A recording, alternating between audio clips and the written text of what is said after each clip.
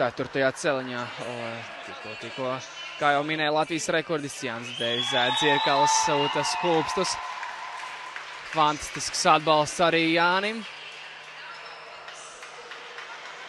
Nikita Kirilovs rezervistu pulka pievienojies finālam.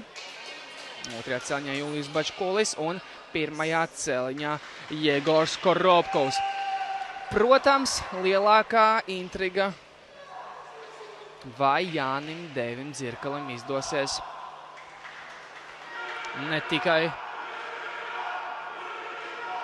uzrādīt līdzīgu rezultātu kā no rīta, bet izdosies arī labot un kļūt par vienīgo Latvijas rekordistu šajā distancē.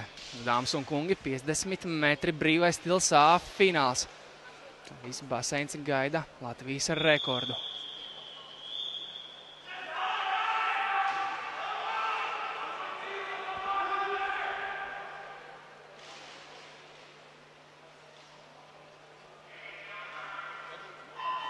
Un 50 metru brīvais stils A fināls. Jānis Deivis Dzirkals, 4. celiņš.